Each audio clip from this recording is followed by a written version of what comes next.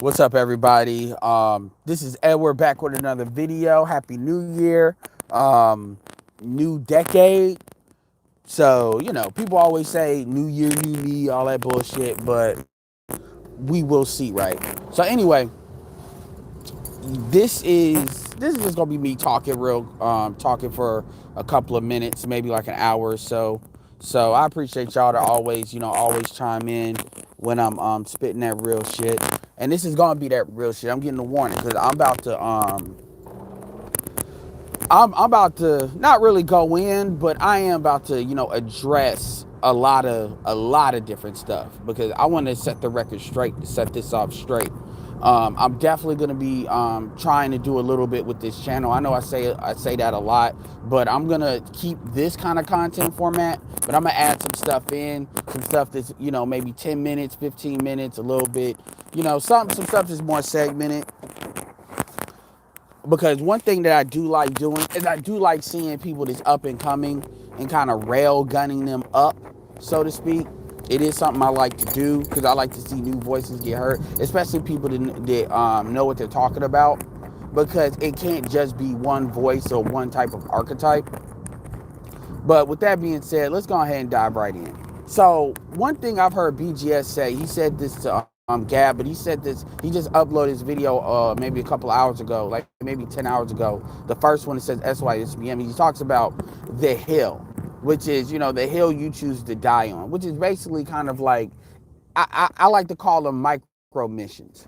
It's not your official mission, but it's kind of like a sub mission. You know, it's sub, and when I say mission, I mean like life mission. Um, how you choose to kind of, you know, build a family, how you choose to pursue that. Just things like that. These are like subcategories of like what your main number one numero uno mission is.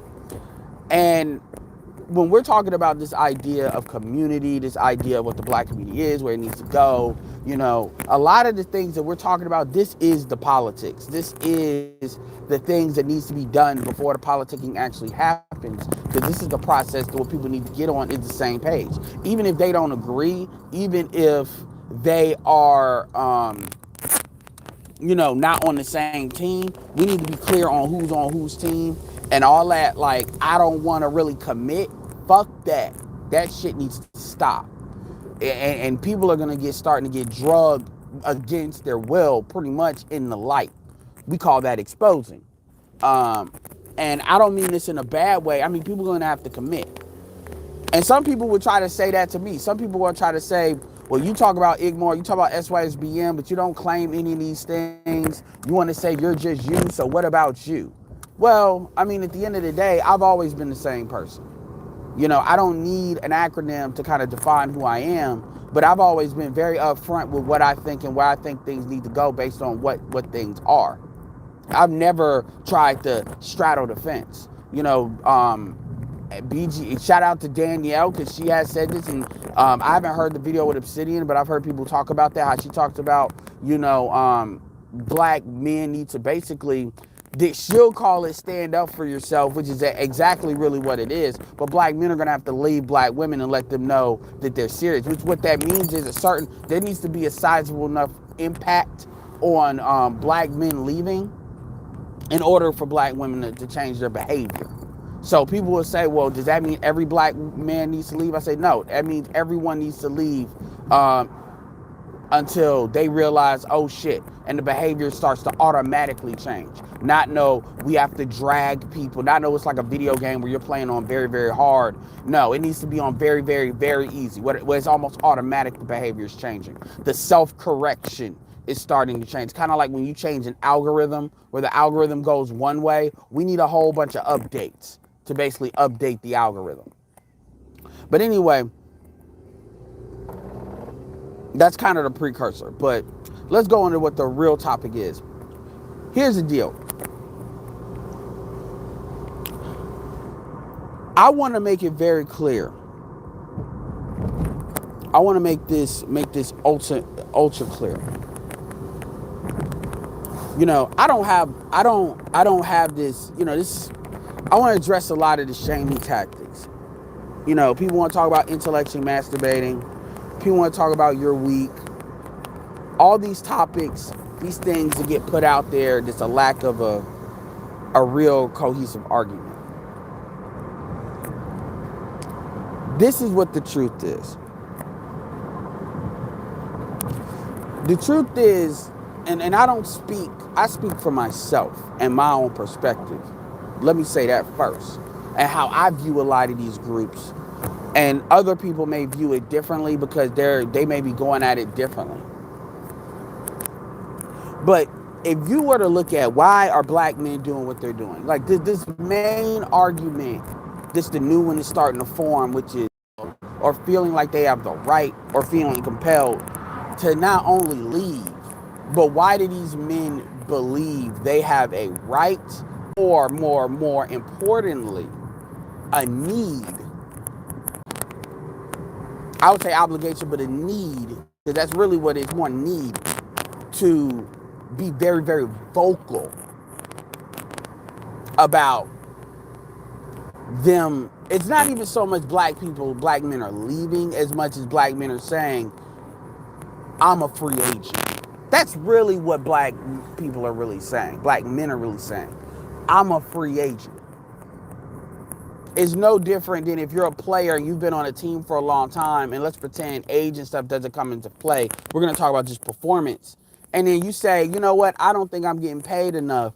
It's time to put myself on the market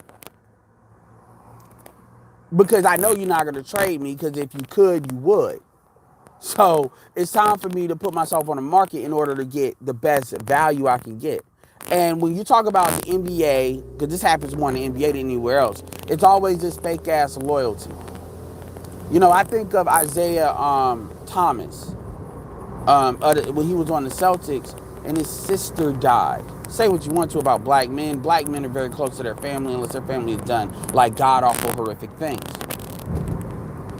And his sister died, and he still played the next game in the playoffs.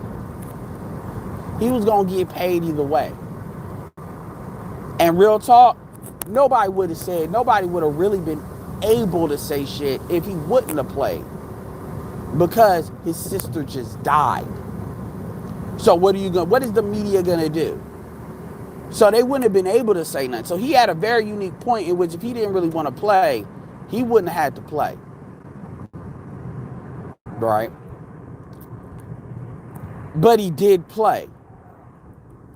And he played, and then that, because the team, he was traded in kind of a disrespectful way. Now, the Celtics would say this is just business.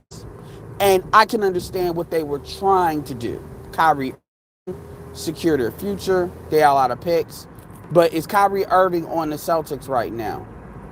No, he's not. Is would you argue that Kemba Walker at the time was that much better than Isaiah Thomas? I get why they didn't want to invest in Isaiah Thomas the long term, but ultimately they came to kind of the same type of player. They can say what they want to about, Isaiah Thomas being undersized. They can say what the fuck they want to. At the end of the day, you can't argue with results, period. And he had the momentum where he could have pretty much, the Celtics, you could make an argument the Celtics might be a better team if they would have never made that move. You can make the argument. My point is, the team, the organization is really the gynocracy. And if they could trade your ass, they would trade your ass. Doesn't mean they would trade you for a better person. Because this idea that a black woman would get more performance out of somebody other than an African-American man has you tend to believe that the problem are the players and the problem is not the organization. Well, I would say our community is more like the New York Knicks in that regard. Maybe you could say the Washington Wizards, but I would say more the New York Knicks, where it's management that's the issue. The LA Clippers you see what the LA Clippers now are and what they were. It's amazing how changing ownership, how that changes a team, how fast that can change a team, even it has arguably the same players. But I give that analogy so you all can understand like what I mean. The truth is, that's what really SYSBM, in my opinion, really is. It's not necessarily about not dealing with black women. It's not necessarily interracial. Let's run, and I don't speak to that, because this fuck shit with no matter what woman you're dealing with. But what we deal with in our community is some unique shit, and I'm getting damn tired of people acting like that's not true. I'm getting tired. Look, I believe in self-improvement more so than a lot of dudes that actually promote it. But guess what? You're not gonna self-improve your way out of this bitch. And I'm gonna say it just like that. And I will point to you to no other than somebody like Minister Jab. Minister, you cannot say anything with Minister. Number one, when you look at his philosophy, and you can't say nothing to him about he ain't tall enough, but you can't really control your height. But he's not tall enough, he's not strong. You can't say nothing, he ain't real enough. You can't say none of that. But yet he talks more shit than anybody outside of Tommy Soto. And I would say, real talk, he probably talks more shit than Tommy Soto about how these women are. And there's plenty of other dudes that are like that, where you can't point to, well, you're just weak. That's another aspect of your weak argument when people say that. This woman is responding to your weakness. We all know that's a lie. Because if they were so, quote unquote, valuable, because really, when I talk about strength and weakness, this is Negroes not knowing how to use their fucking words. They don't know how. My mom, and I gotta say, this was something that my mom emphasized vocabulary. Words mean things. What black women are really saying when they talk about strength and weakness in that regard is they're really talking about value versus less or not valuable. Black women are supposedly so much more valuable than black men, because this is what they've always taught, and they believe that hype. My thing is this: if you're so valuable and the question is black men have a lack of value, then you would not care about black men going into the open market. Because if anything, the market is going to tell them that they have no value, and therefore they'll come back accepting pretty much whatever you're going to give them, because they have no other option. This ideally would explain why black men deal with fat women, deal with the type of women we deal with. But black men, quite frankly, have never chosen black women because that's, quote unquote, the best they can do. That's never been the guiding reason why black men choose black women like that. And this is what makes SYSBM so dangerous, because SYSBM is dangerous to who is the question. It's dangerous to the status quo. And what you're starting to realize is, outside the women, there's a lot of men that are invested in dying on the hill to maintain the status quo, knowing that they're sentencing their sons to women that are gonna basically they're sentencing them to a horrible quality of life. It's a horrific quality of life. But they don't care. Because ultimately, black men care more for their daughters than they do their sons, even if they don't have daughters. And this is the standard operating procedure on too many black men, because common sense would tell anybody that if you really want a better quality of life, you cared about black people, which is black men and women, they at some point you would say, well, they gotta pull their own weight as far as creating a contract that gives black men, like what they would say is, they would say, look, I'm a salesman, I'm a damn good one, but I'm not selling snake oil. You're gonna have to give that is very much, I'm going to hill of black men being with black women and black women having the best they can have. At some point, you would think that I don't even know why I even have this on. Like, at some point, you would think that black men would tell black women, even if it's in secret, you all got to give us something to sell. You got to give us something that we can actually take to Congress, take to our own party, and get them to push. This is going to be my way or the highway. You have no leverage really to do that. And it's only a matter of time before they figure that out. And eventually they will figure it out. And once they figure it out, you all are going to have to scramble. When I say you all, I'm talking about black women. So if you're somebody that's like, you believe pro-black is just black love, even if it's black struggle love, then you should be telling women they got to give you something to push. Because they got you all out here looking fucking stupid.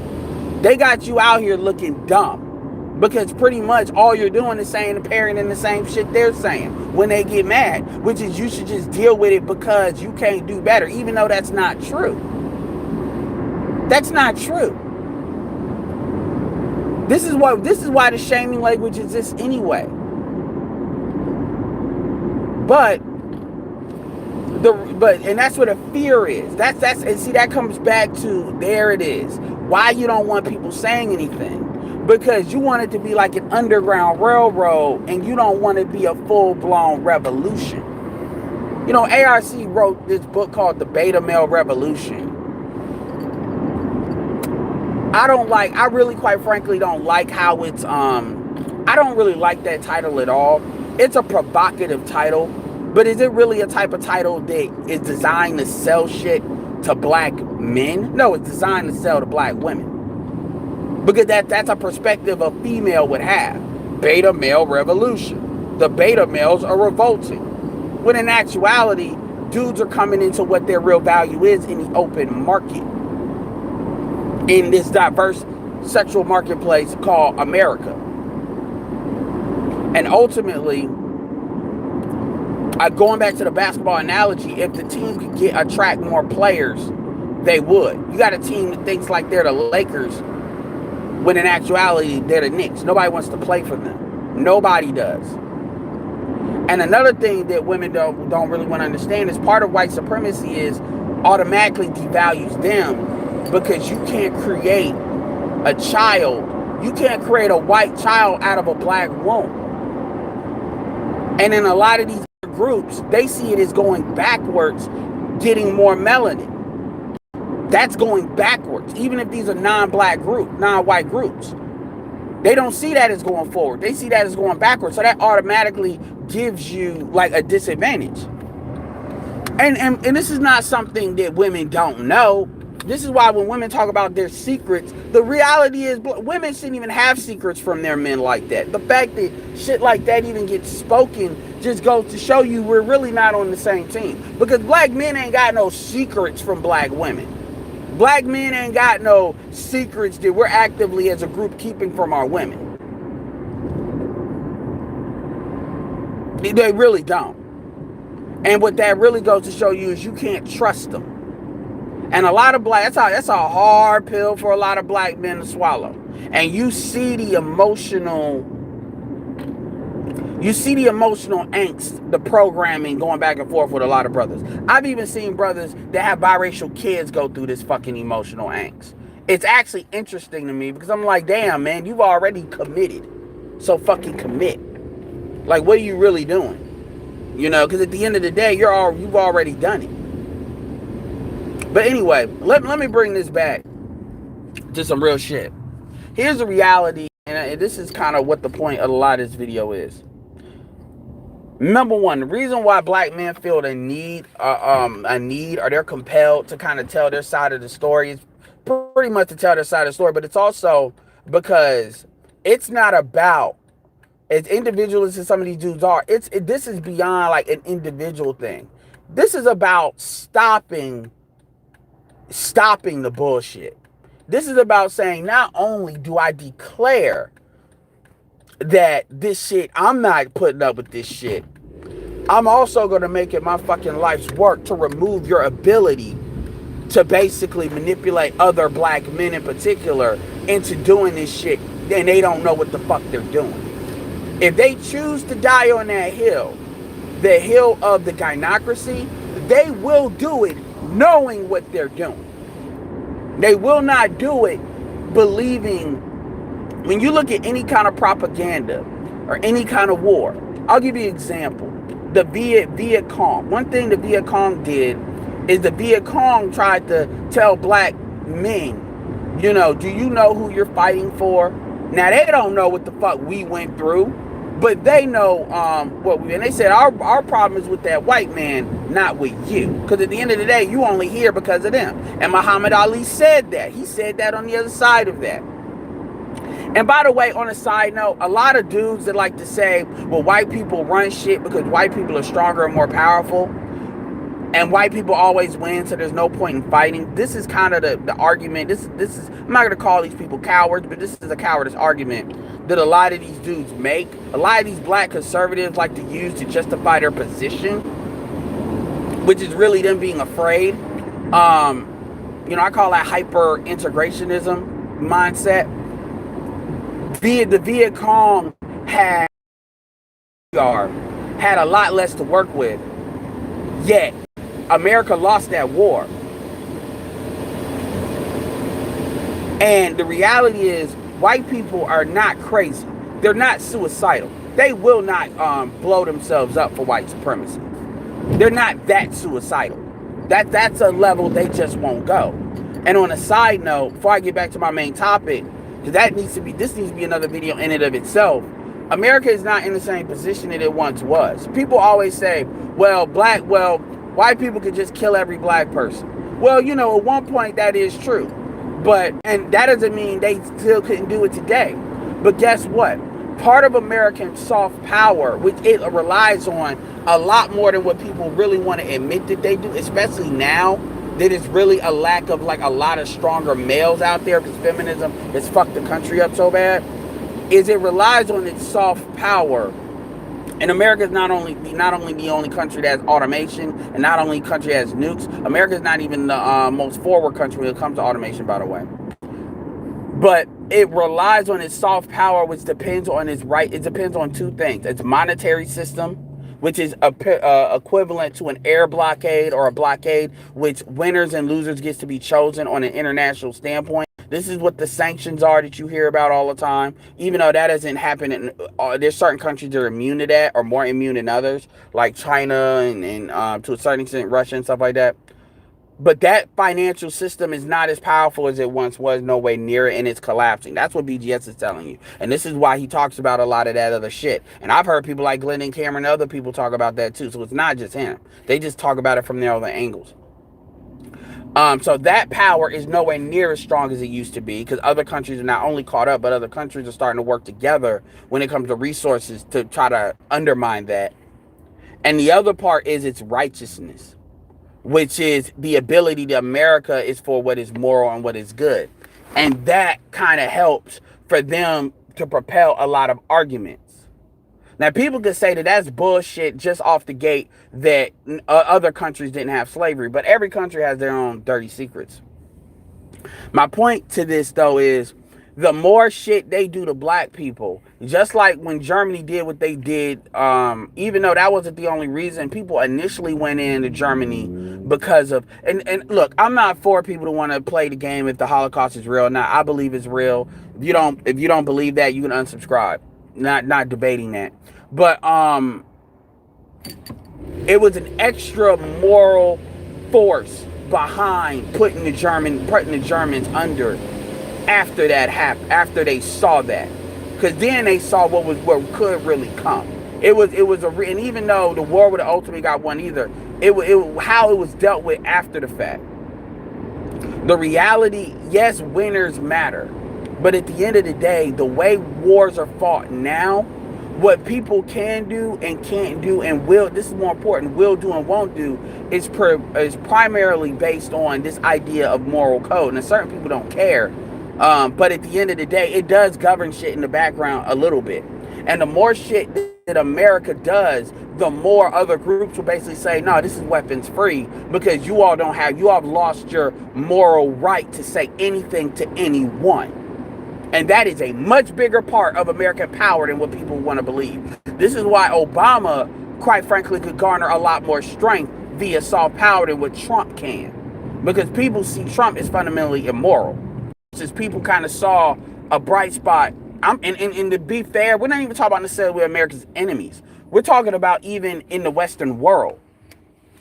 It's not that much stopping Western Europe from just completely breaking up and then going to where they can get the best deal they can get for their individual nations. But you see the UK already doing it. France very much depends on the Francophone African colonies, which will not always be the case. And it's going to be white people are going to start having every man for their self type mentality. And when I say white people, I mean Western Europeans, because Western Europeans, Eastern Europeans are not exactly the same. The white people we deal with are primarily Western Europeans. Eastern Europeans are different, are very different. And black people often don't think about that, but that is very true. Um, so my point to that, and like I said, I digressed on this, but my point to that is when these like black conservatives, well, I call these people pro-whites, try to hide behind the well, we can't beat them and they won because they're cunning. That was then. This is fucking now. And the reality is they don't have the same tools that they had before. And it would be a lot of costs and benefits. This is the argument that I really make towards reparations. It really does. There's ways to parlay reparations into the rest of this century that America could actually benefit from. And we could move forward as a nation. Because regardless of how much Democrats, Republicans twiddle their fucking thumbs, it's not going away. It's not really going to go away. Not really. But see, people are scared to make their argument because ultimately they believe reparations is something, they don't believe it's something they're owed. We're more American than anybody in this country, and that includes white people. We were a product of this nation as it was constructed, and we were not brought here, as BGS has said. Most of us were created here. And that gives us, number one, a lot more claim to what this country really is than even being brought here. Number one. And number two, so we're not only a product of quote unquote the land, we're actually a product of this country as well. That's real fucking talk. This is why, people use terms like foundational black Americans. This is why I like that terminology. Because it does have a meaning behind it. So there is no question about being owed. But anyway, I'm going to digress on that because that needs to be its own other video. Because I think a lot of people at the end of the day, they think it's too. So that's another video. Going back to what I was saying before, and I'm not looking at the chat right now, but y'all definitely comment. Here's the real shit. The reality of the situation is, and I ain't got no problem talking to Gab and them, but this ain't gonna be no fuck fest, cuss out fest. That's what that's not gonna be. Or this ain't gonna be no ambush. But this is what I'm gonna say to anybody that want to play like they pro-black. I like what PGS said as far as their community activists, but they're not necessarily pro-black. Because again, there's a difference between black people that want the community to improve but not change, and then black people that understand the community has to change in order to improve. That's really the main thing we're really dealing with right now. People that believe that somehow some magical shit is gonna happen in order for the community to improve, that they can't do, so they just believe in holding the fort until that happens. And then you have other people that understand how to change in order for it to improve. Here's my message to you all. You can't do shit. This thing about you keeping putting Pandora in Pandora's box, white people can't put Pandora in Pandora's box. White people cannot even change a lot of the shit that's going on with them. So what makes you think that you're going to change what's going on with us? The reality of the situation is, if you're hell-bent on trying to say that there's nothing about, and even though you all are playing lip service to it, essentially that's what you're saying. We can't make the black woman do nothing. So we're going to act like there's really not a lot that she should do. And we're just going to focus on the men. Men don't have to play that game. And you all have absolute zero ability to stop men from leaving. And you have, more importantly, absolute zero ability for black men to stop other black men from throwing down other ladders and telling other dudes they should come or leave. You have no, it doesn't matter the motivations behind it. My personal motivation, because I actually date black women, is to get the community improved. And I'm willing to tell every dude that needs to be told to bounce and live their best life in order for the community to improve, because that's the only way these motherfuckers are going to change. I believe that before that was ever spoken. In fact, I said that before that was ever spoken. That's why I said musical chairs. When Danielle said it, and somebody really needs to get that fucking clip and upload it. And upload, because it's important what she said, but it's also more important how it was responded, how people responded to her saying as she said it. That's really the most important part, because that gives you a much true understanding as to how big, deep the programming is. You can have people saying the same shit for years, but at the end of the day, when the shit is presented to them, the same shit is presented to them from another source, all of a sudden it's not accepted for some reason, which I find fascinating. I really do. But anyway, the reality is there's nothing you all can do to fucking stop anybody from doing anything. I want y'all to understand, shit is like a baby. It's like an infant. A lot of dudes try to talk about how big SYSBN has grown. SYSBN ain't shit. not compared to what it can be. None of these shit is on social media. I want you all to imagine. I want you all to imagine something. I'm turning my fucking car off. I want you all to imagine if somebody decided to do, I'll say it this way. When you look at the two nervous systems in the black community, there are two nervous systems that if you can tap these things, you can tap all the entire black community. Think of this as like the source. And all the doors open to all black people. That is the church, in which quite frankly the church at this point belongs to the females. And that is the barbershop, which still belongs to the men. And will always belong to the men because men depend on other men to patronize it. The barbershop and the church. These are kind of the woman side, the male side. The reality of the situation is we already know how the church is funded. They're both funded. The reality of the situation is I want you all to imagine. Now, I've said this over and over again, and I may put this project together. Imagine if somebody did something like what Jason Black did in his like documentary series 7 a.m. when he distributed. If somebody decided that we're gonna go take the top 20 cities where black people are, and we're going to basically make it a point to get into every barbershop that we can of all those cities. And when I say get into every barbershop, I mean it could be something as simple as putting up a flyer. It could be something as simple as promoting a show. Or imagine if you did something to what the DMV does in North Carolina, is it has a digital system by which people have you can so let me say this. What the DMV has in North Carolina, it has an advertising system because hey, people in the DMV, they gotta wait for a long time. So what it has is these like screens at the top where there'll be certain advertisements. You know, there'll be certain advertisements that come up. These are basic advertisements, not commercials, but like fucking PowerPoint presentations, basically. Glorified PowerPoint presentations. I'm about to walk a little bit. Here, I want y'all to hear me better. No, I can hear you. Glorified PowerPoint presentations. And in glorified PowerPoint presentations, you know, you got to sit there for like a fucking hour. You know how the DMV is. But the good thing is, and they have it with the license plates too, with the you know, your license plate. But it's more prevalent at the regular DMV because, like I said, y'all know you gotta wait. So obviously, eyeballs are actually stuck. They ain't going nowhere because you can't do an appointment, right?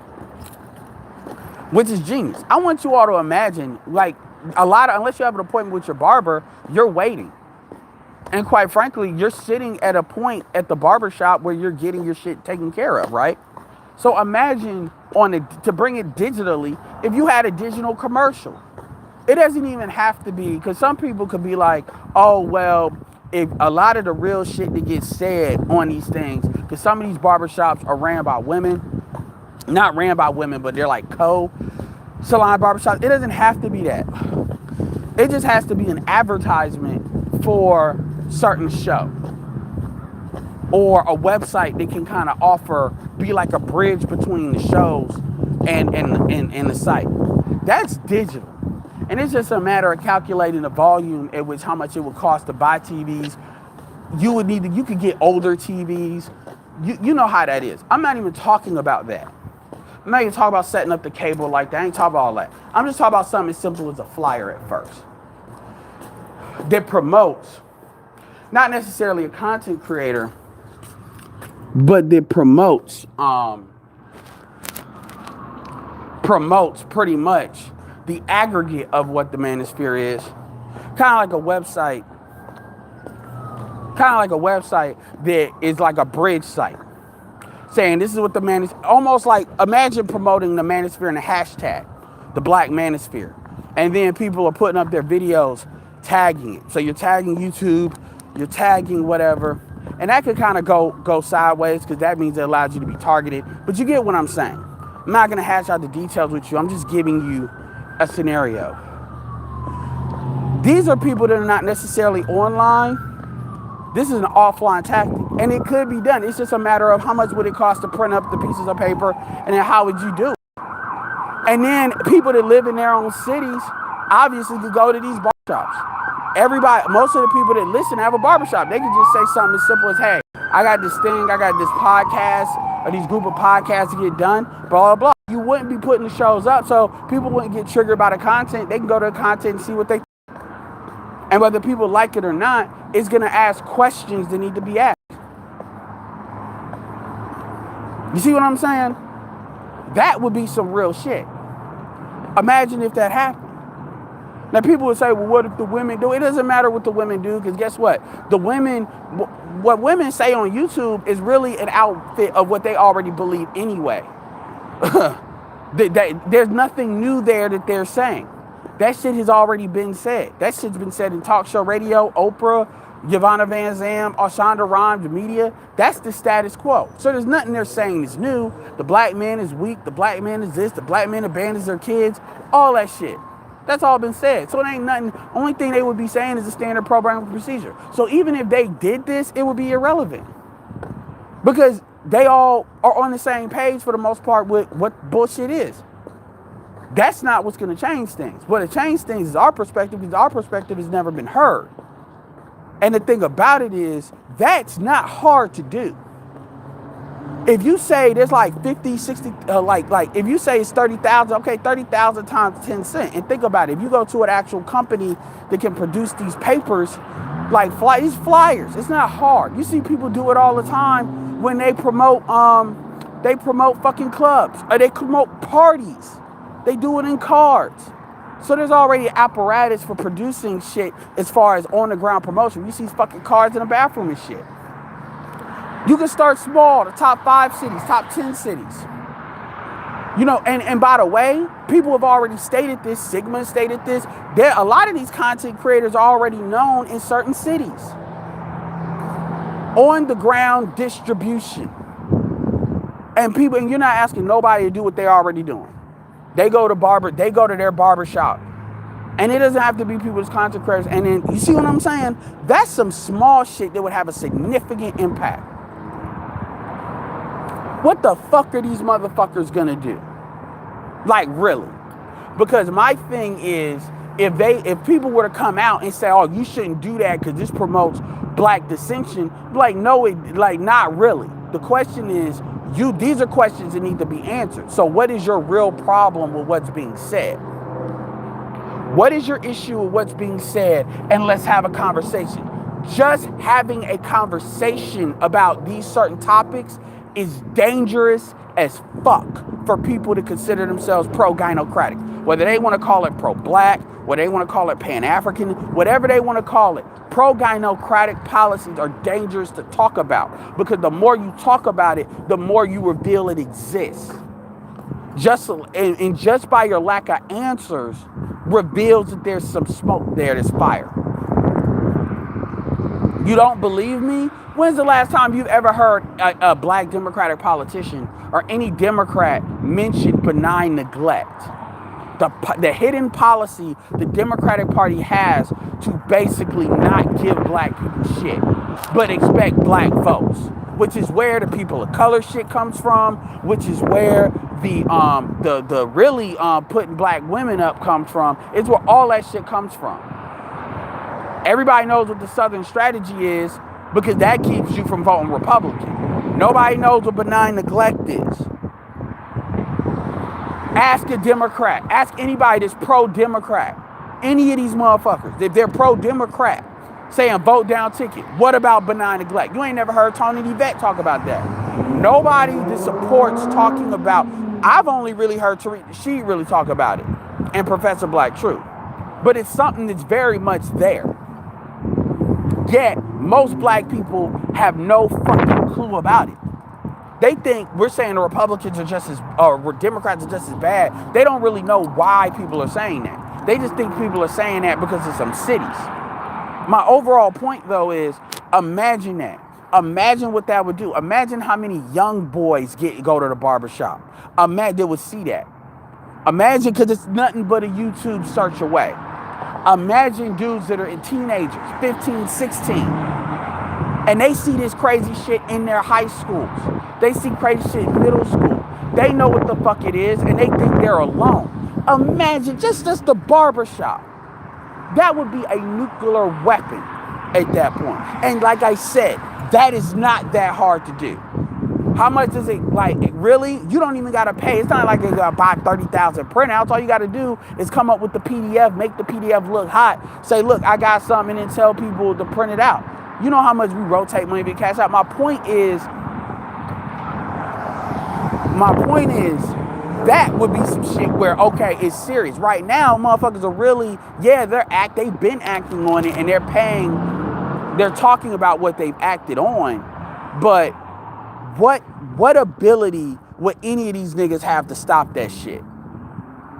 Oh, you shouldn't put that up. Why? Well, because they hate black women. They hate black women.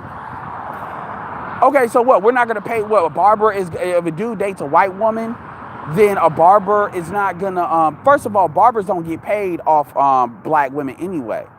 So unless they have like a moral thing on it, this is even if I assume that they believe what's being said.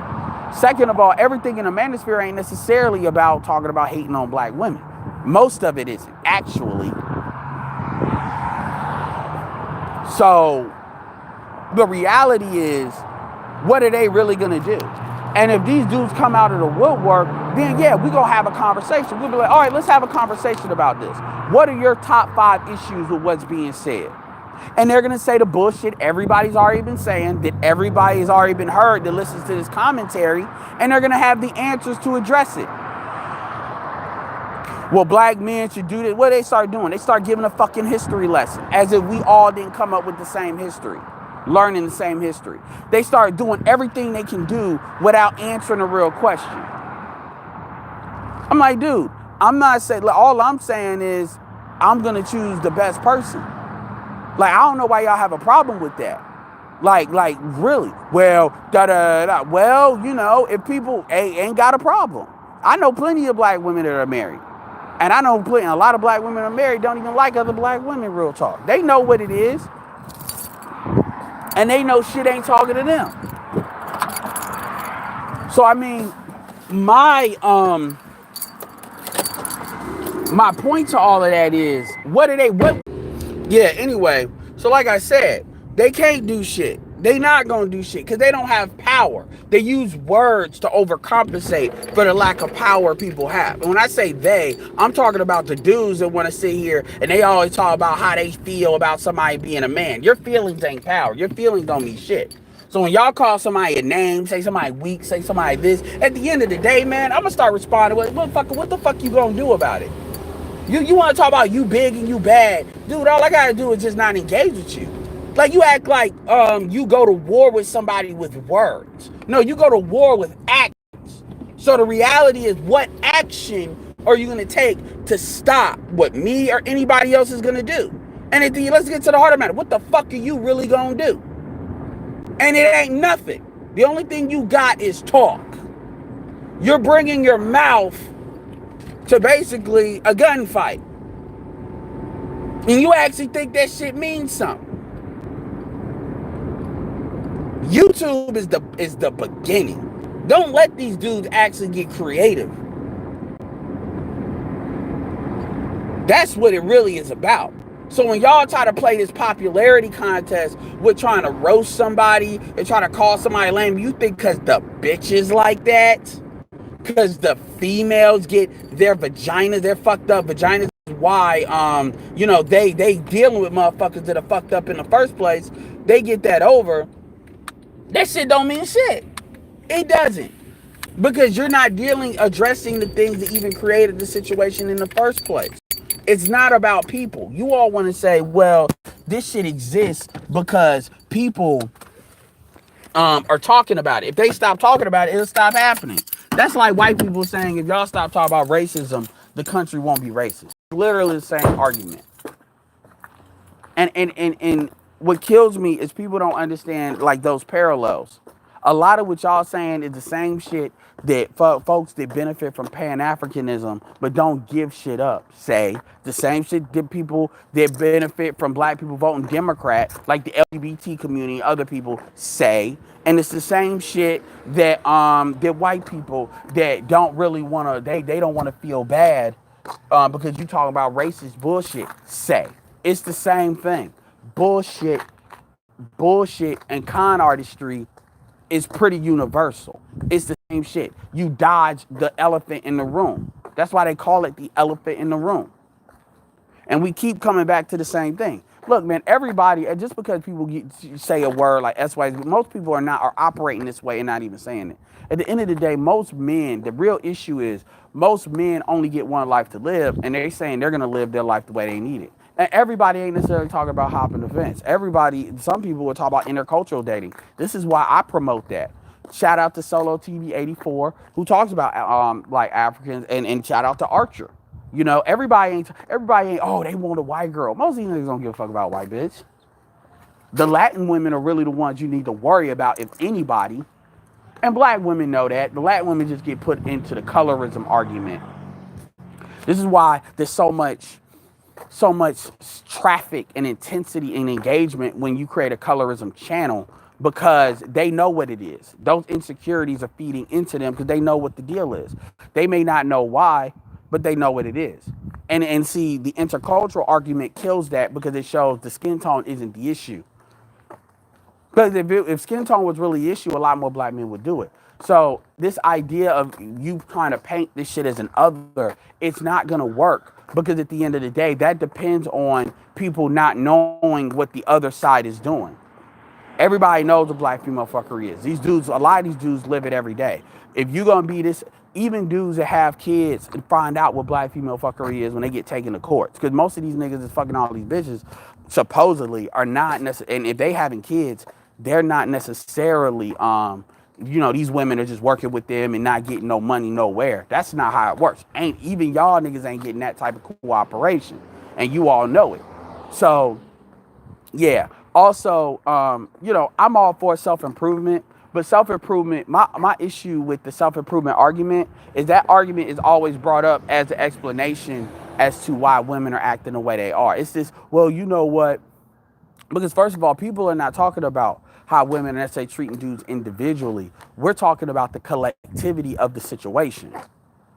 That's what we're talking about. You all try to make it about an individual, and people will argue with you on that front. So they try to keep it, oh, well, it's about your individual ability to deal with a woman. And then certain people will play, shout out to MOT because he mentioned this. He asked the guys a question about the it's not my experience. Well, I mean, my answer to that is being poor is not my experience. Does that mean black people are not poor? Being homeless is not my experience. So that means I should dismiss somebody else's experience? You know? Like what are you talking about? Like, just because, like, that's a low, in my opinion, that's a low IQ argument. Because what that says is if you don't live it, it's not real. Only 5%, only like 7% of black people, like really 5%, have been out of the country. So does that mean the world is the United States of America? What are we talking about? So because that's not your experience, that means black people is a figment of somebody's imagination. So if that's true, then why is the marriage rate what it is? Oh, well, it's because dudes just stop doing what they're doing. I mean, that's really a gateway into basically having a complete female argument. You got dudes that deal with black female fuckery that are pretty much athletes, meaning they are apex alphas when it comes to looks, and they're apex alphas when it comes, or physical, or they're apex alphas when it comes to money. Yet they still got the same problems. It's not it's difference between self-improvement and culture. You're not going to self-improve your way out of a fucked up culture. You're not. If you choose a hoe, I don't give a fuck how strong of a man you think you are. If you choose a woman that's a hoe and all she's really known is being a hoe, the likelihood that she's going to change for you and her whole ways is not going to take over is stupid. That's like saying, like, that's retarded. That's like you believing that if I'm enough of a man, I can go get a goddamn lion and domesticate that shit. You're a woman choosing not to be domesticated educated is not a referendum on your manhood. And most of these dudes that talk, a lot of these dudes that talk that shit, most of them don't even date black women, and they're very, well, not most, about half of them are very honest. 30% of them are very honest about that, and then 70% of them, the other 70%, they leave it like ambiguous. It's a don't ask, don't tell. Deep down, like secretly, they probably do what a lot of dudes are talking about. They date everybody, but like on purpose, they don't ever show that because they know that would affect their bottom. So they keep that secret. It's very like for take Derrick Jackson for example. It's very well known that Derrick Jackson doesn't just date black women. Very well known, but he doesn't shove that in people's faces. And women, quite frankly, they're too bewitched by the delusion to actually look under that curtain. So most of the dudes that talk about self-improvement, they won't talk about the other side of it, which is a big reason why self-improvement pushes as much as it can, is once you self-improve, you're going to want better options. And if you see that the other side is not at the level in which this is why people are talking about when a black man get money, he leave it for a white girl. Well, why? They make it sound like it's because black men just want white pussy. And they can't get actually, like as if black women are doing everything they need to be doing at baseline. Then you ask, okay, what should black women do to stand on black men basically not leaving, and they don't have an answer for that because that's not what it's about. It's all shaming language. I'm all for self-improvement. In fact, I tell black men, you need to self-improve because you need to create the best options possible if you do decide to go to the market. And free agent could mean intercultural dating as well as interracial dating. Also, you got a lot of dudes that are not even getting married like that, so dudes are just dating. So when we talk about dating, we're just talking about fucking. Now, let me address something real quick too, and then I'm gonna go back into some of the comments. Well, we got 52 minutes. I want to address real quick. Shout out to O'Shea. O'Shea put up a post, and other people put up a post. I've seen this. This is not the first time I've seen this recently, where people are putting up posts talking about, ooh, yes, this black chick where she's smiling from ear to ear, that she got a white dude. These goofy posts. Because I'm gonna keep it real with you. I think it's goofy when black men do it. I think it's goofy when black people show it's not about it's not about how I feel about it. It just says it makes you look goofy. It's some Stephen Clark shit. When folks wanna, ooh, I got my white or my non-black person. I'm special. It's just a bitch. It's just a dude. You act like you got a version of some shit. Like real fucking talk. I'm happy people are happy with their relationships, but at the end of the day, that's some goofy shit when black men, and shout out to O'Shea, because he has said that. It's a difference between talking to other brothers and saying, look, this is my experience, and you might want to experience this. And then people have kind of a troll effect. And look, I get why certain people do it, but they have a troll effect where they want to, it's like they wanna brag. And my thing is, why do you even give a fuck about somebody else to the point where you feel that needs to be done? It's kind of like a female that she get. It's like almost like Sierra. She gets a Russell Wilson nigga, but at the end of the day, Future's like, if I still wanted to fuck, I could fuck. So both of y'all look like a fool because really at the end of the day, you're playing high school games. And I'm not gonna act like dudes have never done it. Now to be fair, motherfuckers keep trying to act like that's the majority of what happens with SYSBM, and that's not true. So y'all need to stop trying to frame that. Furthermore, y'all say that's what passport brothers do, and that's not true. Let's keep it real. A lot of the dudes get upset about passport brothers are really just mad that they can't do it. And I know this to be true because when that stops being true about folks can't not do it, they stop being so against it. And that's another thing about people need to just be honest about shit and stop trying to act like, they got this moral high ground when in actuality it's some shit they don't want to get exposed. But going back to the other part of that, I don't understand why dudes Now, one woman tried to be slick and say, well, y'all were just talking about da da da da da. Y'all were just talking about, black men need to deal with black. Well, first of all, a lot of dudes that are in this space are not necessarily SYSBM. The manosphere is not just SYSBM. You got dudes that are pretty much caping for black men to stay. So you always gonna have dudes like George Macon and stuff like that that's not gonna want it done either way. So you got those dudes that are speaking out too. So those are not all SYSBM. So when women say goofy shit, and this is how this is why I don't even understand why a lot of women even come to this space if they're not going to be honest about shit. Like, it's like they can't stop listening. Why do you listen to what these dudes say if you don't like what the fuck they're saying? I've never understood that. I don't go over there and be like, ooh, what did Paris, Milan, and Chrissy say? Let me listen to their video so I can get pissed off. I know they're full of shit. I know they're coming from a full of shit angle. And even if what they were saying was real, if I didn't want to hear it, then I wouldn't listen. I've never understood that. I've never, like for example, like a show I used to listen to a comment on a lot was Thought Crimes. Why? Because they were kind of in the middle. They weren't so off the rails, but they would try to slide the shit in a little bit. And I would address that and be like, oh, I saw that. And this is why what you said was wrong. But for the most part, they tried to be in the middle. They really did try to be in the middle. Even though they tried to, but it just always leaned more feminist. But they weren't so like over the top about it. Plus, they had really good hip hop. I don't care. I like their hip hop commentary. If they just talked about hip hop shit, like I would be subscribed to their channel because they're a good way for me to understand what's going on in hip hop today without being too invested in it. For real. But when they did get into the political stuff, I would angle it because they would always want to angle that on the feminism stuff. And they're more reflective as to how the generic listener on the streets thinks about these topics too. Like, not like, oh, black men ain't shit, da da da, but they try to over promote certain issues as if it's bigger than what it actually is. But when he posted that, you got people that, like, I don't know why black men, why you care. Like, first of all, if you turn on the TV and watch any superhero show or any show, even if it's not superhero, any show made by Shonda Rhimes, Oprah, or fucking, the black women really watch, it's got a black female, like, with a white dude.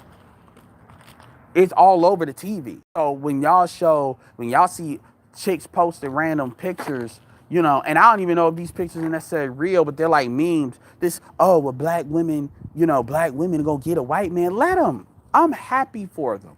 I think all black, people think I'm playing when I say that. I mean, every black woman that wants a white man should get one, in my opinion. Everyone that wants one should get one.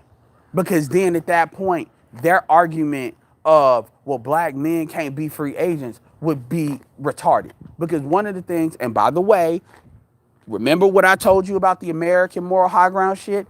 Now I'm about to pay that off. Part of the lie, the biggest lie that has been told in America in general, but in the black community in particular, is that the woman is more morally right, that the woman is the center of good, and they will always be good as long as, if they're not, then they were corrupted. It was an outside force that took the goodness out of her. So everything that she does is really a reaction to negative stimulus. But when men do shit, it's just because men are bad. So therefore, we don't give men the same passes. If a man hits a woman, it doesn't matter what the woman did. It doesn't matter if the woman threw the baby out the window or some shit. It's only that he hit her that matters. Versus with women, if a same woman throws the baby out the window, then somehow it's either she's crazy or it's something that happened that made her be like that. And these are other dudes that believe this shit deeply, and they don't even understand it, right? So that's an American lie. This is why when people use terms like female nature, they let you know that if a woman can get away with shit, she will do shit, because women are not. And actually, if you look at history has never not really, history has always known that. When you hear stories about witches and a lot of these fables that, white people tell, and for the most part, from their environmental perspective historically, versus stuff Africans say, because we have a more plentiful environment, so it wasn't as many of that. They've always known if you're in a scarce environment, women are going to do what they need to do what they want to do. And being in a post-industrial society where women can try to put together resources here and dig here, you see the baseline. You see it manifest.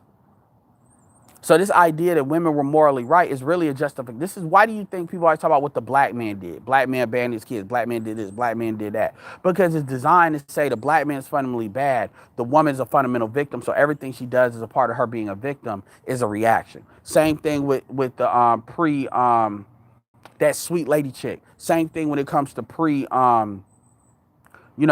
civil rights. You know, she basically spit out shit she didn't even know was true.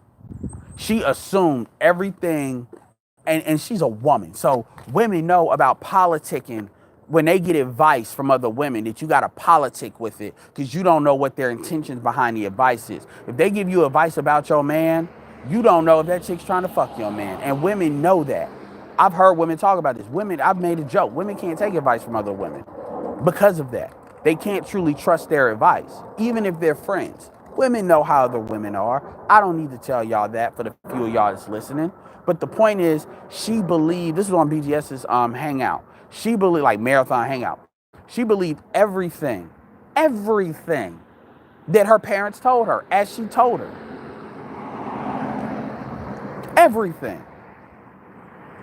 She believed everything as if it was a 100. It could not be true. And even if she believed everything her not her parents, but the women in her family told her, when you actually ask her what happened, she wasn't even sure based on what they said. Because she made the way she made it sound like, and she tries to and look, women gotta understand. All calls are not monitored, but they all are recorded. You can segment that shit out. I think she was on there for like an hour and a half or 2 hours. You can segment it out.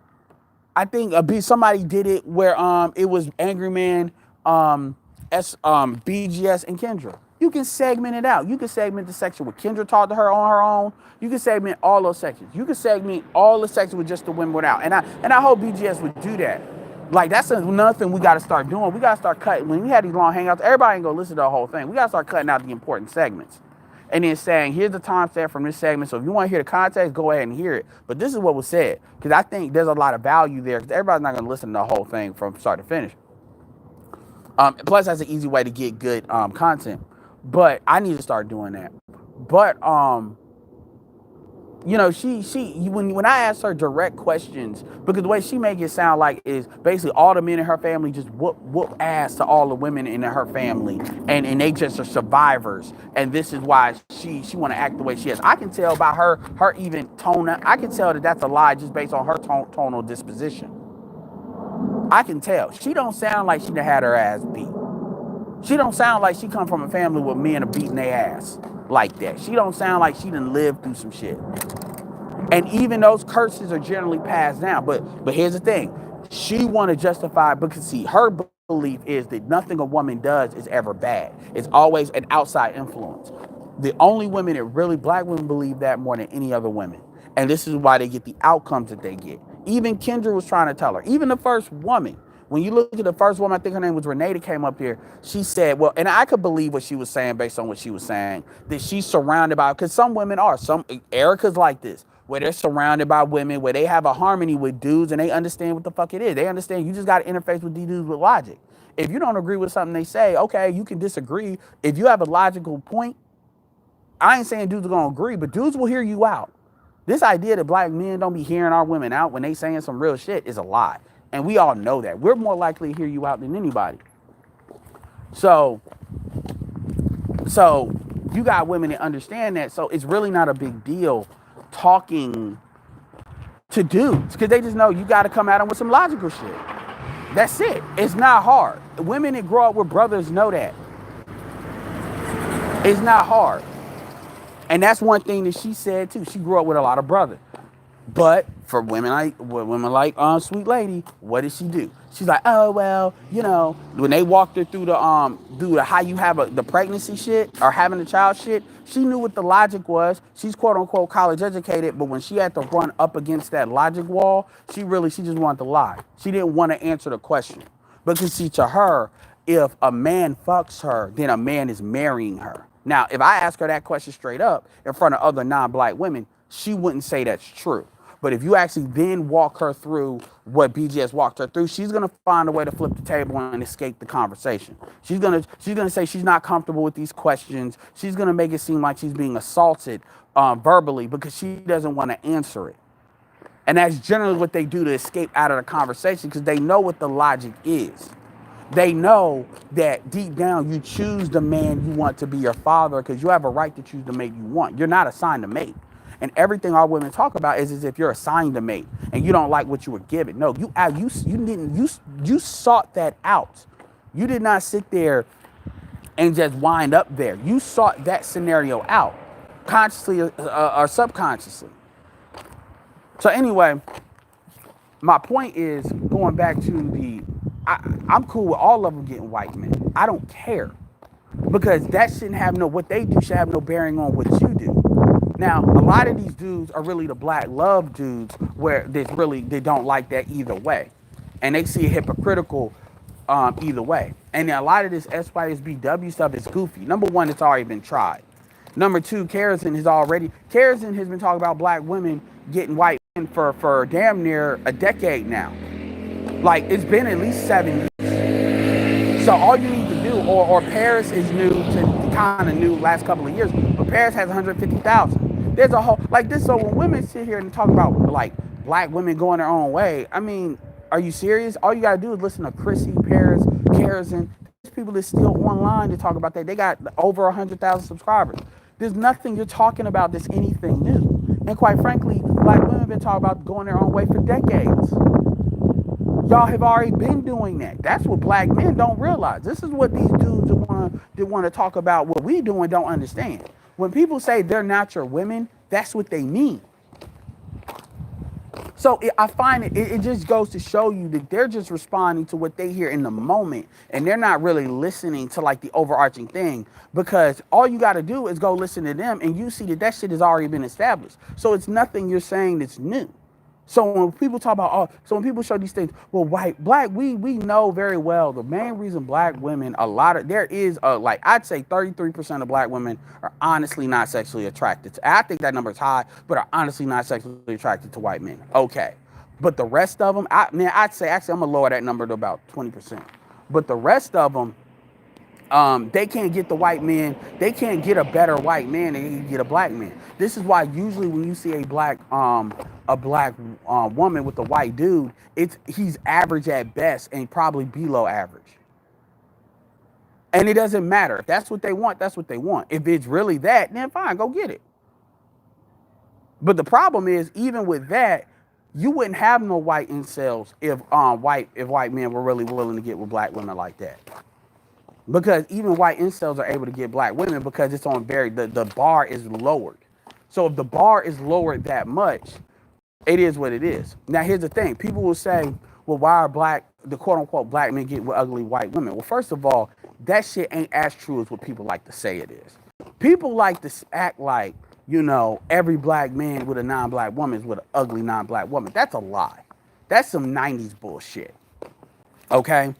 A black man is not going to, generally men are not going to get with women that are less attractive than what they can already get, regardless of race. But let's go with that argument. With that argument, BGS said this. It's because they're easier to deal with. You all completely people pay too much attention on eyelashes, their fake hair, and not enough on an attitude readjustment. It's really that serious. And the thing is, the reason why I go as hard as I go is because I know the difference. I deal with black women all the time that don't operate with these dysfunctions. So it makes me be particularly ruthless to the women that are acting that way, because you're actually the problem. And quite frankly, you're harming black women that quite frankly are not acting that way by harming their reputation. But see, nobody never thinks about that angle. They don't think about, people want to talk about their daughters that they're raising. You all want to focus on men leaving, but you all don't want to focus on the actual real and present harm on a daily basis that black women do to the reputation of black women, including the daughters you raise. Black women have harmed the daughters you've raised and their ability to get a mate so much more than what black men can do leaving. Because real talk, your women can get a damn African dude, a Caribbean. There's a lot of different men, if you want to keep it melanated, that they can get. But guess what? Harder than it otherwise would be, because them dudes are starting to realize that y'all are not Huxtable. That's what they start. They starting to come over here and get the word out. These women are fucking crazy. This is why black women can't really leave the country like that and then get the same kind of results that black men can. Because really, a man, no matter how bad you say black men are as a group, you can't make it any worse than what it already is. And even still, black men are going to be judged on what they can do individually when they leave. This is why because our irony is groups are not threatened by an individual person, but they are threatened by a. So that's actually something that black men can work to their advantage. And also, there's not enough dudes in these places that can actually provide a high quality lifestyle, especially if we're talking about straight melanated. And like shout out Marco when he brought that Afro Latino or like you know Colombian on there, it's a novelty there that's gonna be an advantage. But that attitude y'all can't check, especially when y'all dealing with black people. Y'all may be checking when you dealing with white people, but when y'all dealing with them, it's always gonna come into play somewhere. So anyway, this is me running my mouth. See what y'all saying. I hate to start all the way from the beginning because y'all be like, I just want to put that out there, man. I know it's gonna seem like I'm starting from like real far away, whatever. I'm gonna skip to only stuff that's significant because I want to get to the bottom. Well, that's what it is. I've heard. Shout out to Black Huru said it. Yeah, a lot of dudes are scared for their daughters, and I rather y'all just say that. Like, why can't I make a video? Why can't y'all make a video talk about y'all scared for your daughters? Why can't y'all say that? Because y'all don't want that to be directly addressed. Y'all walk around it, but that's really what it is. Y'all scared for your daughters. Well, if your daughters are acting up, yeah, your daughter's gonna have a problem. So if your daughters act like some sense, it's not that hard for black women to get married. The problem is black women want to get married to a dude that's like a 10 or a 9 when they're like a 5. Because that's what they see. They see these dudes. I don't know. I'm not on these. Like, the closest thing I get to a dude model pictures are like, because I got like, black fitness pictures, as far as, Instagram pages I follow with men and women. But those dudes be having pictures short off their bodies, I guess. I don't know. I've never been on them. But I know that's out there because it's money in that. Just like because it's a lot, because money is with the women. Just like with the dudes. All you got to do, have a nice body and tell women what the fuck they want to know on some pro-black love shit. And you get money out of these chicks like a pastor. So I know what they see. People don't talk about that side of social media, and they don't act like that side is the larger side. Jared Jackson has made his money off that shit like that. So all you got, you think there's people that's not doing that on a low scale, on like a motivational channel that's geared towards women with him, for somebody working out? I haven't seen these channels, but I know they exist because it's too easy for the money. So yeah, my point is, I don't know where I was going with that, but the point is they want to be told what they want to hear. Oh, that was my point. Like, they want a 10, 9, 8 rather than selling it for a dude that's a 7. That's where their problem comes in. So when people talk about that, it's funny how black people will talk about black men need to self-improve, but that's never a commentary that black men really, a lot of these same dudes will tell the sisters like that. Even though sisters are main ones crying about their outcomes, because they always want to frame the argument they want to frame the argument that it's not the issue with the community. The issue is actually with you. Now, technically, both can be true. But this idea that there's not an issue with the community and you deflect that, no, it's really your issue and you're mad about your outcomes. Because if you weren't, you wouldn't be talking this shit. That's really what it is. It has nothing to do with the community or the lack of the community. The community's fine. It's just that you suck. And I don't understand. And they don't ever want to make the case. They do that to deflect from the community.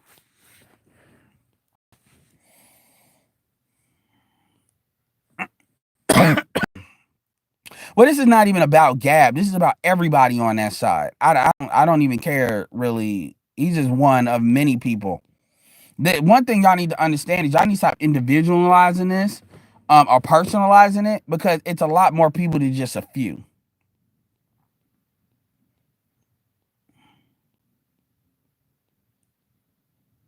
Exactly, Xanatos. Xanatos said that he's glad America sees how the rest of the world treats us and give us a pass automatically. They know what time it is unless you talk America rock like that. Look, I'm pro America, but I'm not like so extra about it.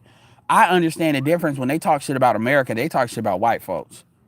So I'm not somebody, you got black people that they say somebody say something about America, not on some crazy shit, but just a criticism.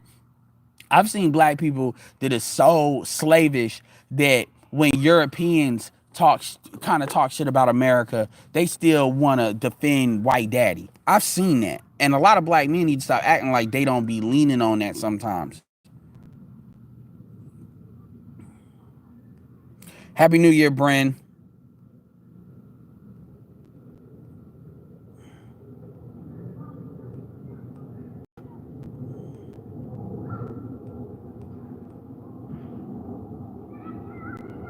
Yeah, women like black women that understand femininity are not gonna have a problem dealing with a dude. The problem, this is what the issue, even with black women that are feminine, this problem. Black women have two issues, really. They have the issue. I'm talking about women coming up.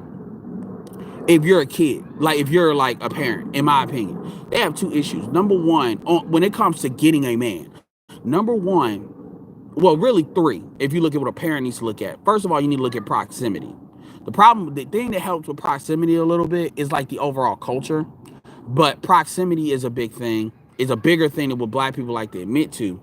Number two, and this is outside of that, is going to be this idea, the femininity piece, which a lot of women are not taught because they're taught this independent, I don't need no man shit. They're not taught a balance of how to get what you need to get out of this world by understanding what's your role, how you need to move through this world as a woman to get the advantages of a woman. Because women have certain things they can get that men cannot get in the same way because of their femininity. But see, they're not taught to really tap into that or understand how to tap into that. They're taught to reject it for this feminism. So they're given feminism software and not femininity software with a couple of like, games of how to move through the world. Erica's a perfect example of that. Erica can do shit most women that are ultra feminists cannot do. Yet, that doesn't mean she's on some feminist bullshit. She's not anti-woman. Of course, she's for women being given a shot and not being limited in her pursuing things because she's a woman. That's common sense. Most dudes are for that, are not against that. But she understands she's not on this entitlement shit. That's the difference in the entitlement piece. And then and that's the third one, the entitlement. You got women that think they're entitled to a 6'2" nigga, da da da da, not understanding. Okay, I'm not saying you shouldn't go for that, but you gotta realize, like, I don't need no chick that's a 9, a 10, or a 9. Most dudes are not walking out here saying if I got a girl that's, if I don't got a woman that's like a 9 or a 10, I don't want it. If they're not an 8, 9, or 10, I don't want it. You don't got dudes operating like that. You got dudes that they are perfectly cool with like 6s and 7s. Unless they're sitting there making north of 100 or 120,000, which puts them in the top, what, 2%? Top 3% of black men. But if you go from like 10% to the top 20% to top 10, they're not gonna know, oh, if she's not if she's not an 8, I don't want it. That's not how most dudes operate. And I know that. That's not how, because that's not what most dudes are looking. Because if most dudes had standards that high, they wouldn't be fucking these chicks at all. They would have been out.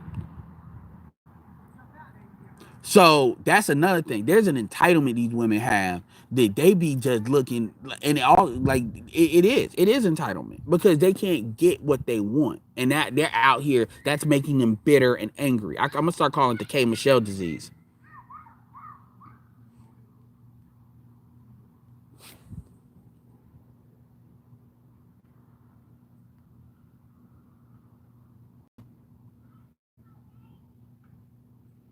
Well, Black Hoover strikes. My thing is, I use the term supplementation. Like most dudes are not out here saying, well, if she's an ADOS black woman, she's automatically disqualified. That's not really what a lot of dudes are doing.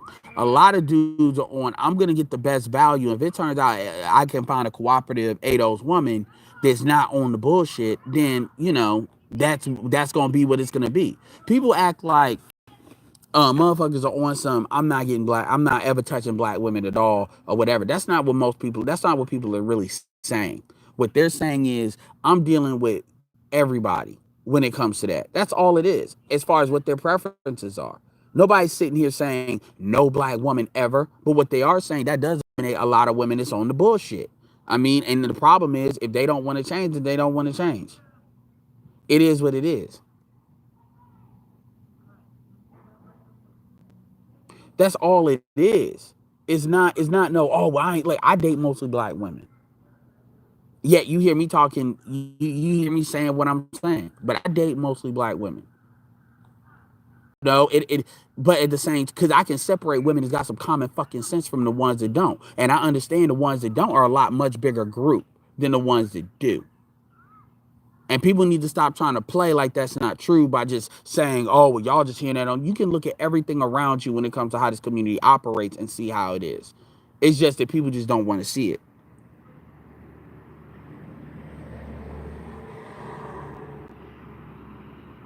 Yeah, Cocaine said, that's she said something mentioning that's the benefit of being daddy's girl. Yeah, you got too many, but Cocaine, what about the women that are denied being a daddy's girl because they mamas wanted to choose an ain't shit nigga to be a dad?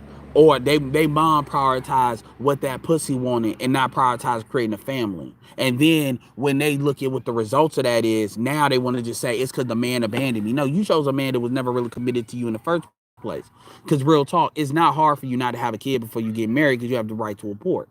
So that's bullshit. This is why I don't really throw when, even though I mentioned the abortion number, I don't really say if you have an abortion you're a bad person. That some dudes go that length. But what I'm saying is, from the macro level, don't act like when we're gonna make the argument about eliminating the race when it's really, oh, I got this. Is why I tell you, don't trust dudes with daughters. I told, did I not tell y'all that? Now you starting to hear these dudes have these little I'm afraid for my daughter conversations. And I'm like, it doesn't matter, because it doesn't matter what we say. These dudes are already doing it. These Z's are not coming out the gate. Man, when I was in high school, interracial dating was happening like a motherfucker. You think these Z's are not coming out the gate dating interracially because of anything they heard from YouTube? YouTube did not give them permission to do that. They're already doing it. So it really doesn't matter if we don't say shit. Motherfuckers are still gonna do what they gonna do. Like Ricky Smiley's son, we said, well, black women look like my sister. That's not because of the manosphere. Let's stop playing. Well, James, I get you cut your own hair, but most people go to a barbershop. But yes, there's a lot of people that cut their own hair.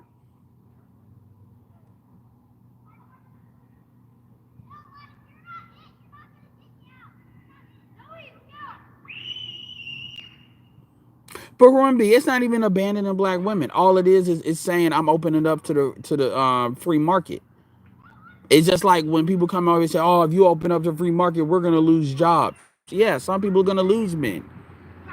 Some people want to step the fucking gate up. It's just like with this automation shit. Motherfuckers gonna have to be retrained, or motherfuckers gonna have to, if they don't want to be retrained, it is what it's gonna be. What it's gonna be. That's really all it is. People always make it like, oh, well, XYZBM just wants to destroy the kid. No, they're not. They just want dudes to have a choice, and they're compelled to. And the reality is, there ain't nothing y'all can fucking do about it. Like, really, if people that are SYSBM or believe that needs to exist, because that's where I operate, with believing that needs to exist, if we just decide to stop talking to y'all and engaging with y'all, we could. And it wouldn't be nothing y'all could do, because y'all are coming over here. Because you got people like O'Shea. O'Shea is not necessarily a fan of interracial dating, but O'Shea gets it. But he's not necessarily like, that's what you do. He'll try to say, oh, you can't have credibility in the community. That doesn't matter. You act like I want to tell O'Shea, like, you act like credibility in the community is valuable. It doesn't matter. Like, because at the same time, if somebody wants to talk about black issues, they can talk about it. Now, if you want to say that they're full of shit just because they're with a non-black person, okay. But everybody's not necessarily going to think that, because the community is not necessarily built just on race like that, or template, or skin tone. It's built on more things. The culture aspect. Now, I get the other people infiltrating. I get all of that, but at the same time, if somebody believes that's really a problem, then we need to solve what the real problem is, which is why people are hopping.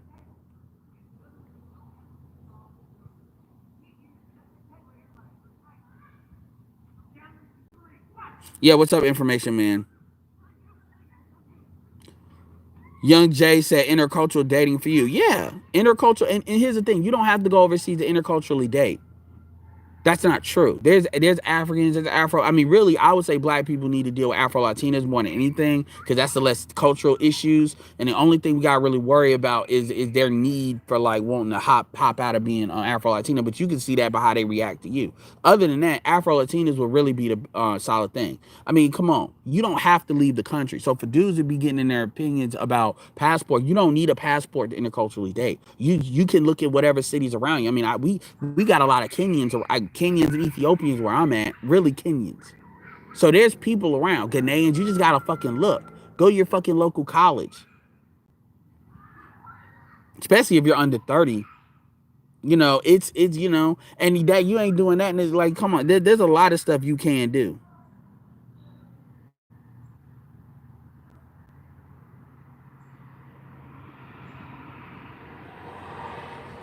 Young Jay, you right. The brown Asian thing. They call themselves mocha girls. That's another thing. The brown Asians. People keep acting like all Asians are like Koreans or Chinese. That's not true. That's not true. You got a lot of Asians that are close to this, that are like the skin tone of a lot of black people in America. But then that'll be that featureism bullshit.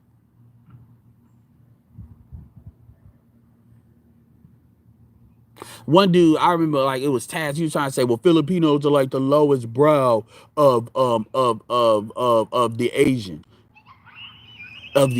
According to who? What are you basing those standards on? You basing, because those same standards I could flip and look at African Americans, and that's the same thing Africans would say about us. That's how you know motherfuckers are just talking out their ass. Like, first of all, Filipinos can be very Oriental. Like, they're not, all of them are not mixed like that. They're not. So, but see, this is what happens when motherfuckers ain't been nowhere and want to talk like they think they know some shit. They don't. And what's funny is anybody that's African American that would sit there and try to judge other women is fucking retarded. Because it's like, so you can judge other women, but you want to give a pass to the women of that's in your group. Oh, well, you don't know what I don't give a fuck what they've been through. I'ma just say it just like that. That it is what it is. The product is the product. That's what kills me. So that's, you give it a pass. That's stupid.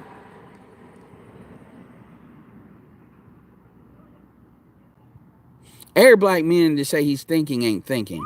That's something that needs to be addressed too. Yeah, Lucas Hill, it is, this culture issue is an issue. And culture is, quite frankly, something that's never been addressed in the black community. The culture problem is debate has never been had. And that is what everybody is dodging. Everybody is dodging the culture. So if you're not willing to address the culture, you're not really serious about addressing the community.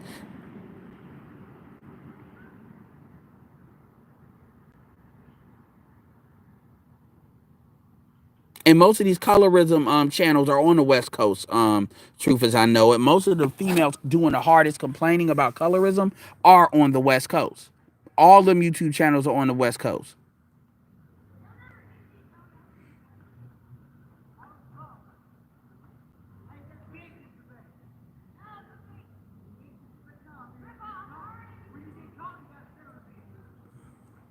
I think she was lying too, Black Hornstar. I think Sweet Lady was lying too.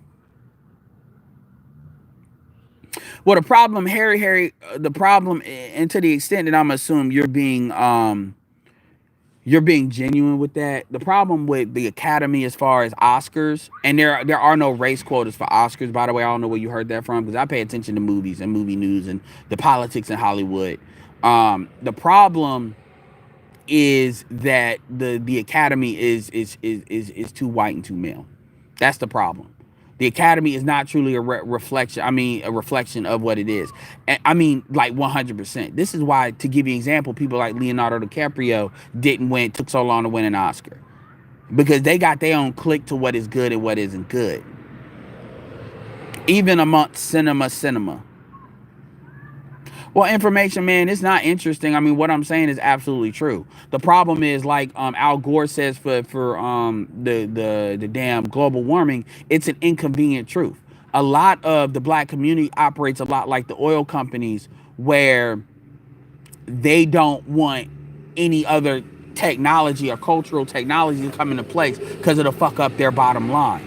So they want to freeze things as it is, even though it's detrimental to the planet as a whole. That's the same thing with us. So they kill patents. And that's essentially what people are talking about. It's not interesting. It is what it is.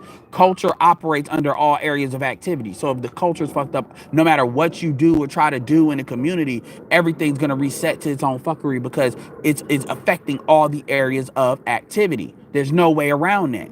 This is what Dr. Claude Anderson was talking about, and everybody doesn't want to address that because it's too inconvenient. Because they know that black chick is not gonna change, and they know the only way they're gonna change is if you're gonna have to sacrifice a certain part of the community basically by them leaving, in order for these women to say you don't have an option. You will be alone or be on some lesbian shit, or that shit's gonna get fixed. You're gonna get left behind.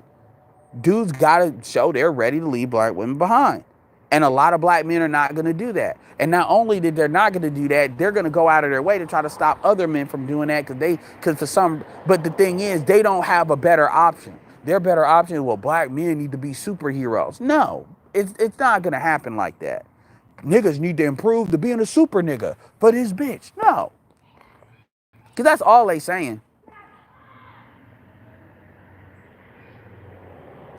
Yeah, man, you need to let your abs show and the da. You need to be a concubine for this bitch because that's the only way this bitch knows how to respect you, because she needs to be sexually attracted. You know what? I don't want a bitch to respect me because she said, look, obviously I want a woman that's sexually attracted to me, but the average black woman does not need to be sexually attracted to me in order to respect me as a man. Respecting me as a man does not mean they got to listen to everything I say. It's about respect. You got the average black woman that does not respect the average black man when it comes to being a human being. And there's nothing that black men have done to black women to deserve that. Because anything black women want to say, I can show 10 to 20 times what other men do to their women, and they still get that respect as a man, let alone a human being. And a lot of the self-improvement folks are really saying that you need to self-improve in order to be respected. I don't need a white bitch to respect me because she's sexually attracted to me. Like, we're talking about basic human respect. And a lot of what these dudes don't talk about is a lot of that disrespect to black men also permeates the disrespect to black boys. And when you look at, so let's take black men off the table and let's just talk about how women treat their boys. Now, can you honestly tell me that, because I've removed that self-improvement bullshit. Now, these women chose to have these kids, yet look at how they treat their boys. And yet, so where is the self-improvement argument?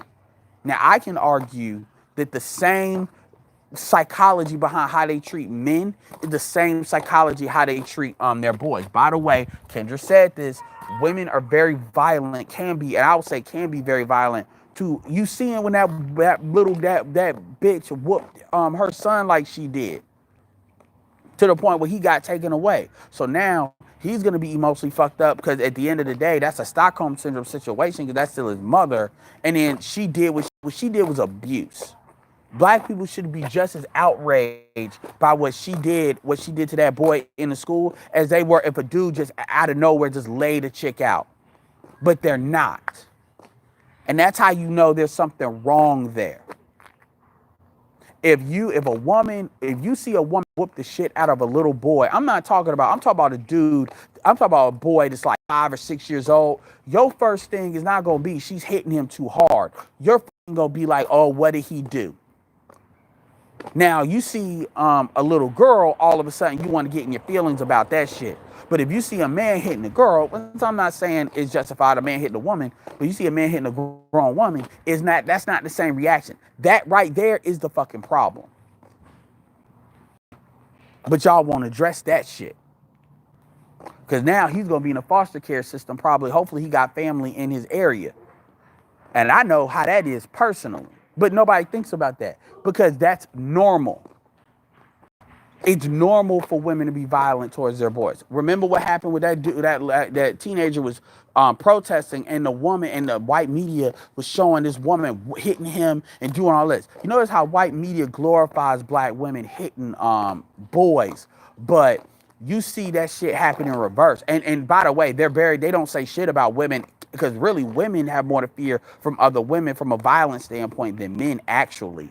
But because women will jump other women, and women have no governors on their power towards other women because they're not taught to have it. But you don't never see that. And women and dudes, the same dudes that got daughters are the same dudes that understand that when these daughters get to middle school, high school, these chicks want to fight them. Y'all don't have the same kind of protections against that. But see, that's part of shit we don't ever want to address because again, that shit's normal. So that's okay. So the same, anyway.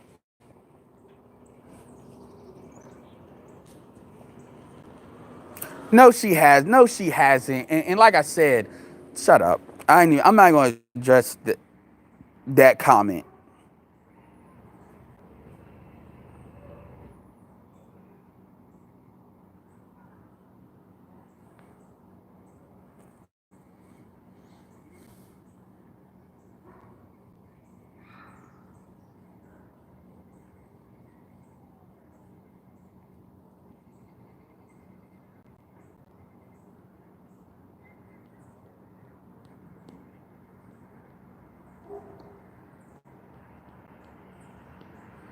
Yeah, because nobody's out here preaching against self-improvement. So that argument is a red herring. That's argument is like a back door into the really the black women are not the problem. You're the problem argument. That's that argument. Now everybody does it. Like I don't think Ron means that when he says it, but a lot of dudes do mean it when they say that. A lot of dudes, that's what they're talking about. And that's that, well, it ain't my experience. So because it ain't my experience, I'm like, it doesn't matter. Like my experience, like there's a lot of things that I could write y'all off based on my own personal experience. But that doesn't mean I don't know what happens. My experience ain't that the bank will try to mess with me when it comes to my points of my money. But that don't mean I don't know what happens.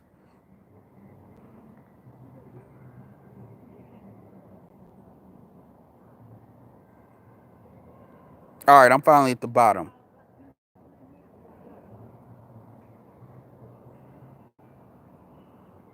Yeah, I mean the psychological violence also it is, and psychological violence is more consistent. And it's funny because the women will talk about emotional abuse all the time, but when it's time to talk about the other side of that, they don't really. They want to act like that didn't happen. Like they act like they're abused and not abusers. And I always have found that very interesting. How they want to act like they are the absolute victims of a situation, but they're never the victimizer. You notice that no matter what gets talked about, it's always framed as the black woman. Whenever she's a victimizer only because she was victimized. It's never that. But black men are not given that same latitude. And Shahrazad Ali talked about that.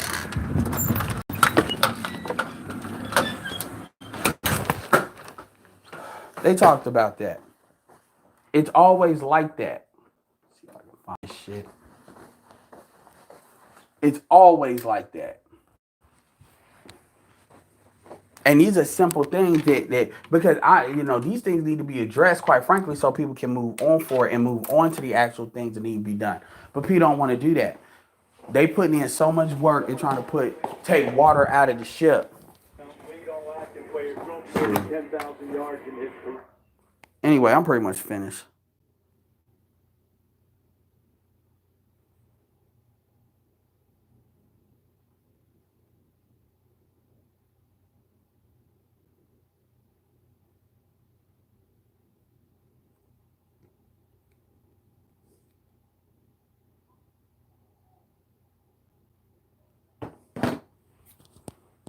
But that's what it is. You got people sitting here trying to protect the status quo.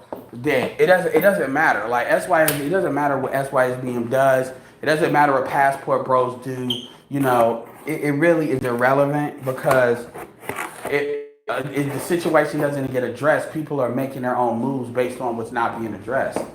So it doesn't matter. You all are saying, well, it's this thing that I gotta fight so I can look like I'm fighting something. And I'm like, no, that's not really true. But whatever. Anyway, I just wanted to put that out there. Yeah, what's up, Wacky World? I mean, at the end of the day, if you made it this far,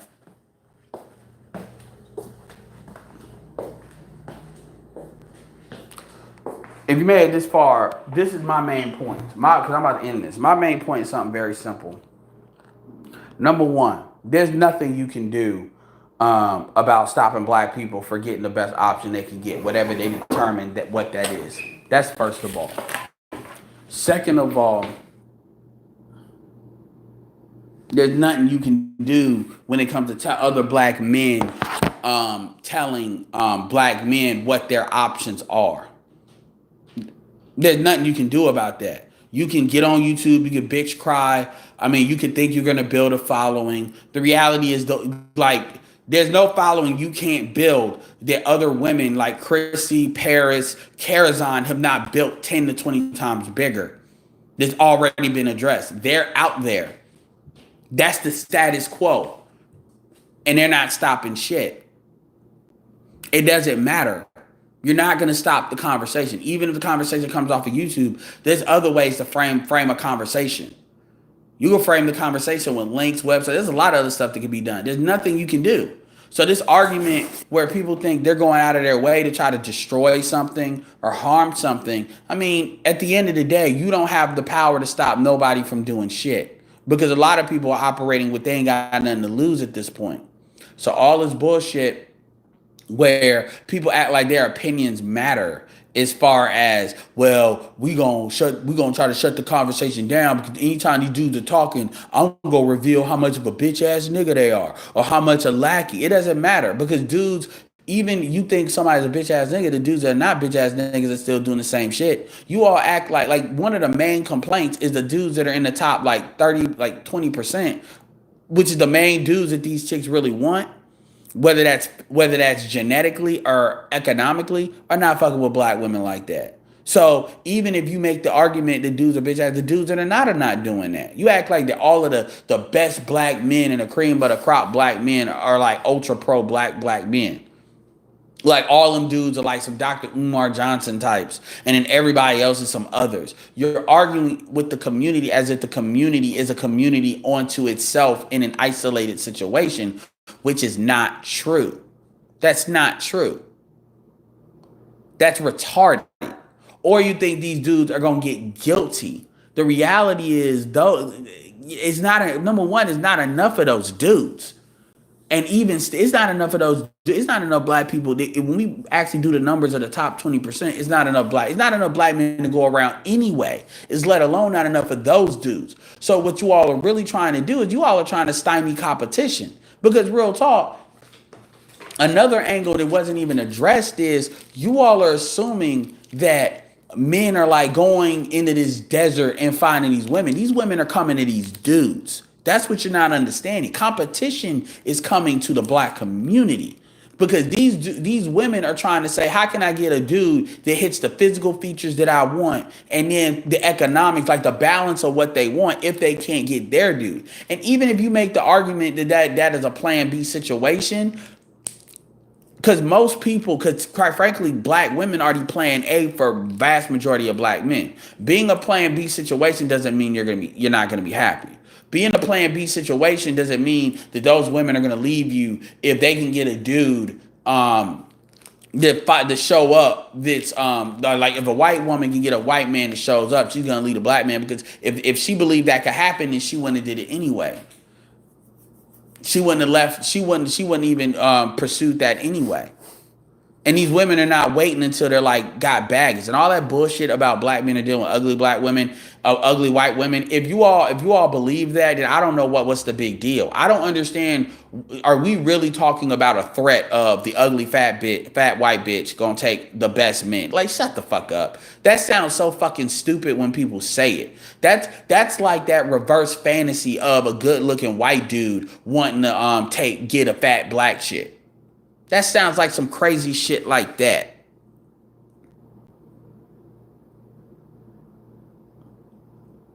The only way black men can terraform the environment is black men by practicing their ability to lead. And for the sisters that got common sense, they ain't gonna have nothing to worry about. They're not gonna have nothing to worry about. The ones that got common sense and they keep they shit right to a certain extent, if they're like a six and up, they'll be fine. They'll be fine. It's the ones that's on some other shit. That's why I don't worry about it, because I don't have this fear that, oh my god, black women, like my daughter or a daughter's not, like, what the fuck. No, I got a lot of female cousins. They don't have problems getting black men, and some of them be on the fuckery a little bit anyway.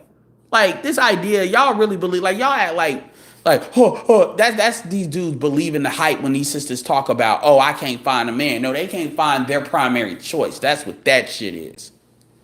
And usually their primary, and by the way, what I would tell a dude that's a dad, a black woman's first choice is usually the wrong choice.